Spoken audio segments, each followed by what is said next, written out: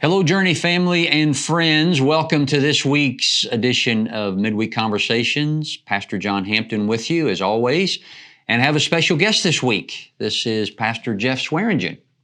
So we'll talk a little bit more about Jeff and the group he leads right now and how Journey's connected with that in just a moment. But so glad you're joining us on this week's edition of Midweek Conversations. Just remind you, last week, we're still in the series, Prepare the Way, talking about what we can do to prepare ourselves for the leadership succession that's happening between myself and Pastor Dustin Agard. You got a little experience with that? I do have, yes. So Jeff has recently been through that as well.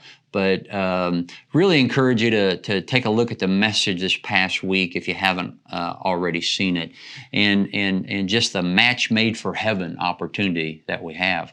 So we have a group of families, Jeff, that's provided up to $250,000 over the next 2 weeks that we can match. Oh, wow. That would make it $500,000, obviously. Yeah. So that's a very cool thing. It's a unique. I've never done that before.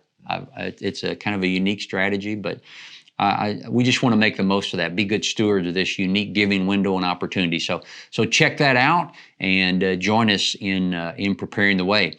So Jeff, tell us a little bit about. You've been in Florida how many years? So my wife and I have been living down here for 24 years. 24 years, yeah. And was you came down here to be at First Christian? Yeah. In Fort Myers? Right. So I came down and was the executive pastor at First Christian in Fort Myers with Gary Cox. Yeah. And, on staff there for just a little over 7 years. Okay. And then had the opportunity to plant a brand new church just across the river in Cape Coral. Okay. I remember meeting you for the first time in Louisville at a North American. I don't know if you remember that. You and Gary sat down with me, and we were talking about some things. At the time, I was in Ohio. Yeah. I think I was in Canton, Ohio. Mm-hmm. And we were just talking about a few things. But I think that's the first time I met you. Okay. Yeah. And so you were there 7 years. And then you planted a church, Cross Point Christian Church in Cape Coral. Yeah. And how many years ago was that? So that was a little over 17 years ago. Wow. Is that right? Yeah, it was quite a journey. And church planting can be difficult, but that's one of those plants that God just blessed and took off under your leadership. Yeah, and what we did was so much easier than what a lot of guys do when they plant a church, because it really was a mother-daughter kind of plant. And so Gary was fully on board, mm-hmm. and about 150 people who were living in Cape Coral but driving across the river to go to church at First Christian went with us. Okay. And so we started with a really great group of people. We were given a gift financially from another church in Cape Coral that wasn't healthy, and so they closed their doors and sold all their assets and gave us the money to start Crosspoint, which was an incredible kingdom move that not a lot of churches are willing to do, but that really is part of the Crosspoint story. And then from that 150 people continued to grow to almost about over 900 before COVID. Crosspoint didn't go into their building. You just got the proceeds from the building. Yeah. But you did at some point build a building, right? Yes, we did later build a building, but they didn't give us their building, and probably in this case that was a better situation. Yeah. We were better off financially with the money. Yeah. And we did portable church for a little over 7 years at a local high school. Mm-hmm. And then we're able to buy our own piece of property with an existing building and grew in that. And then a few years ago built a brand new building on that same property. Very good. Very good. So we mentioned that you have yourself just gone through the succession process. Yeah. Tell us a little bit about that. You stepped aside from being lead pastor in July, I believe, right? Yeah, end of July. And your son is your successor. And my son is my successor. So a little over 18 months ago now, we announced that was what was going to happen. Okay. And I had the opportunity to step out of leading the church to become the full-time director of Florida Church Planters. Yeah. And so that transition process started. We said it would take anywhere from a year to 18 months. Ended up being the full 18 months, partly because we had challenge in finding the right successor for him as our student pastor. Gotcha. And so we took our time to make sure we got that right. And so it was July 31st, he started leading Crosspoint, and I think it's probably turned out to be a very interesting first 3 months for him. Exactly. Well, Jeff, you are a little ahead of me in this whole process. Any words of wisdom for me and Pastor Dustin as we kind of make this shift in the next couple months? And I think the things that we learned probably are the importance of being just really transparent as we went through the succession. And I know you're doing that here at Journey as well. Yeah. And taking our time with it. And then for me, just being willing to say, I'm going to walk away. In my case, for 6 months, we've announced that I'm totally disconnected from Crosspoint, letting Matt fully lead. And as his dad, he shares some things, but only what he wants to, Exactly. And so I think those have been the keys. And by the time we got to the end of the transition, I think our staff was ready for it to be done. And let's move on. How old is Matt? Matt is 29. He'll be 30 in a couple of months. Wow. And he had served with you as your student pastor? Yeah, so he'd been our student guy for 8 years. 8 years, okay. And had done, so very well prejudice, known but very well known, and had done a really good job of building a really strong student ministry.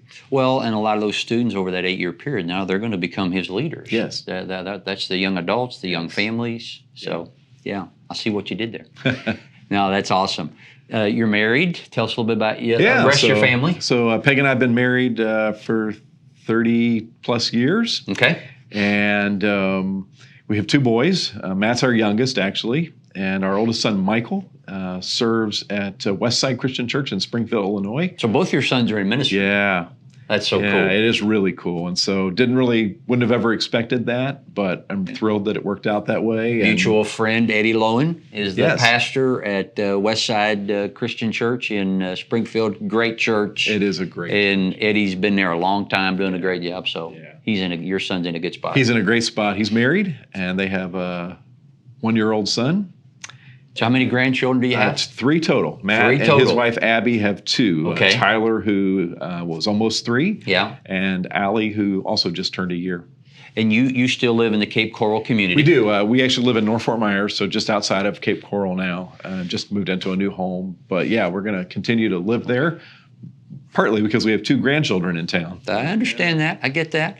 People ask me, are you leaving, or you going to move somewhere? And I'm going to be away from Journey for a period of time next year as well. But our grandkids are still here, so that keeps Pappy and Mimi in town. Jeff, you mentioned Fort Myers, Cape Coral. Obviously, those are areas that were really hit hard by Ian. So, any updates on any of the churches? Whether it's Cross Point or what do you know about some of the churches? Because we get asked that question a lot. Absolutely. Well, Cross Point did sustain damage. I don't know what the dollar figure will end up being for them, but what kind of damage? Yeah, mostly exterior things. So. Soffits blown off, but left exposure for rain to be able to get into the building. Yeah. It hadn't last time I knew, but that was a possibility. A lot of tree damage, lights blown off the building, those kinds of things. And, all in and of themselves, little things, but, it adds Nothing up that really impacted the ability to gather in the building. Correct. And so they have gathered, the weekend after, they gathered in the lobby even without power. They did not have power. Did not have power. So they gathered in the lobby and used a generator to be able to have a microphone or 2 and did a very simple worship gathering. Wow. Which I thought was really good and very important. Actually, Peg and I went that week. We just thought it was such a special occasion that it was okay for us to be there. And they've been out serving like crazy. I know First Christian had sustained some damage, but again, I don't think it was the type of damage that is preventing them from being able to worship. So First Christian building must not be right in the, is it right in the heart of downtown? It is right in the heart, but at least as far as I am aware, they did not have any water into their new building, at least. Okay, they have 2 buildings, and so I'm not totally clear, John, on exactly what their damage was. And we also have a church over in Port Charlotte, New Day. Yeah, and so New Day sustained some, again, exterior damage that did allow some water intrusion, and so they're going to have some remediation of that water to take care of. Actually worshiped there yesterday.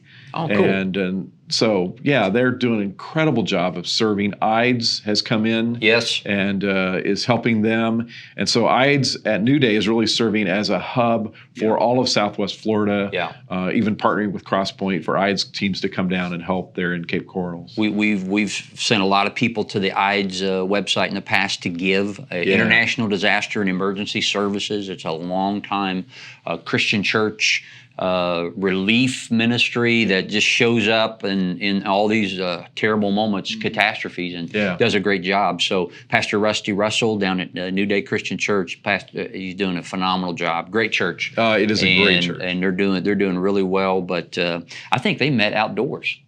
I think Sunday after, Sunday after, I believe so. And then they have power back now, and so they were able to meet indoors this past Sunday. Yeah. And one more church, you told us about a church in Lake Wales that had the lift, or was it or Winter Haven? Oh, in Auburndale. In Auburndale, I'm sorry. Yeah. And they sustained some damage. The lift station for their sewage system. Yeah, because of all the rain that Central Florida got. Yeah. The lift station and a power outage there. The lift station wasn't functioning and caused sewer to back up into their building. Yeah. And so they're going to have to meet outside for an extended period of time while they get everything repaired. Wow. It did significant water damage inside and smell and all that kind of stuff that would be involved in the sewer backing up. Gotcha. And so, and they're going to have to repair the lift station. And so they're a heavy financial burden for them. I'll bet.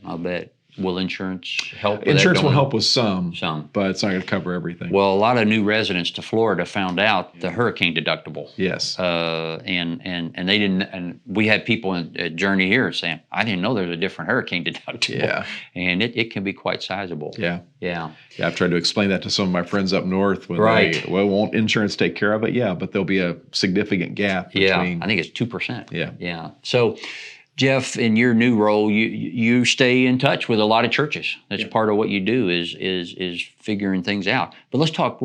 Explain Florida Church Planters. What is Florida Church Planters? Yeah, so Florida Church Planters is a part of the Christian church and trying to establish new churches throughout the state of Florida that are part of the restoration movement. And churches like Cross Point, churches like Journey. Yep. And so the long history, more than 25 years of starting churches throughout our state. And so I'm the first full-time director to try to give full-time attention to growing the number of churches that we can plant throughout our state. Because as we all know, the population has exploded in our state, and I don't think that's going to stop. It might have different patterns over time, but people are going to continue to move here. Yeah. And but the number of churches we have has not kept up. It actually declined. It's declined, yeah. Yeah. So we need to plant some churches. We absolutely need our existing churches to flourish, and we need to plant some new churches. Right. And it's going to take all of us, being connected, partnering to do that. It's not one organization by myself that can go out and plant the number of churches that are needed. It's going to be all of our Christian churches in the state needing to partner together, both financially, but also just in helping to find church planters and networking together so that we can establish new churches throughout the state. Yeah. So Journey's been a part of supporting Florida Church planters for several years now. So part of what we do with your tithes and offerings that come through our missions giving, Florida Church Planters is one of our mission partners that we give to on a monthly basis. But not only that, some of the church plants that Florida Church Planters has helped plant, we support them directly, such as SoFlo. Yeah. And that was a great beginning that you and I were both at. Yeah, it was a tremendous launch. And John, first let me just say to you and to the folks at Journey, thank you so much for your generous partnership. And you have made a significant difference throughout the state. And churches like SoFlo would not be in existence if it weren't for your partnership. So thank you so much for being part of that. That's we feel like it's part of our multiplying calling that we should be as a church. And you and I both have said how excited we are about the SoFlo plant. Yeah, we feel real good about. Very good. So Jamie Snyder is leading that. Jamie has a history here in Florida. He was at one time at New Day in Port Charlotte, and then led a large church in northern Kentucky. Yeah. But a little over a year ago now, he and his wife really felt the call to come back to Florida and to plant a church. Yeah. And so again, another great kingdom story. Community Christian Church in West Palm was another church that just had struggled throughout their history and a lot of struggles recently. And so they were willing to give up their building and property and turn that over to Jamie and to Florida Church Planters and to Orchard, who we've partnered with this, and to plant a new healthy church. And so Jamie moved to West Palm, started building community, and at their launch, over 350 people came. I don't know what this past Sunday was, but the Sunday before that, there were 175 people there, new faces every single week. That's great. And so excited about what's going to happen there. Tell us a little bit about what are some of the other church plants that we're working with right now? Yeah, so we're working with Renaissance Church in Lakewood Ranch in the Sarasota area. Yeah, right. Part of Sarasota that's just exploding in growth. And so Aaron and Jennifer Johnson, who were on staff, did kind of a residency at Thrive Church here in Lake Nona in the Orlando area. Went over there to plant that church. They launched in August, and a little smaller launch, but they're working really hard, and they've seen some significant life change. Celebrated some really cool baptisms. Right. And so exciting to see what they're continuing to do. And then the other thing that kind of is on the horizon, another sort of exciting kingdom story, is the Well Christian Church in Cutler Bay, which is on the south side of Miami. Okay. They are also talking with Florida church planters about a partnership where they will give up their property and allow us to start a brand new life-giving church in that location, which is so exciting. Miami is incredibly large metropolitan area with diverse, very few restoration churches and really very few churches overall. And so an exciting opportunity for us to plant a church there. So you could join us in praying that God would lead us to a bilingual church planter, which would be really important in that community. Yeah. Don't we have another church in the Miami, West Palm area that we've been... Yeah, so we were a small partner with a church called History Makers. Yes. It was an orchard plant that we came alongside of that has, in Pembroke Pines. Yeah. And they launched in February. They had over 700 at Easter and are averaging weekly about 275 or 300. That's awesome. And I think that's important. It takes a lot of different resources and organizations to plant churches. Yeah. So it's not just Florida church planters. We work with Orchard Group, which is another church planting group as well. Sometimes there's some other groups we work with. So it takes a lot. Right. Because of the resources needed and just putting that team together. Yeah. It's going to continue to take that in Florida. Absolutely. It's going to take partnerships. It's going to take building networks of organizations and churches and people for us to be able to ever begin to accomplish the goal. Yeah.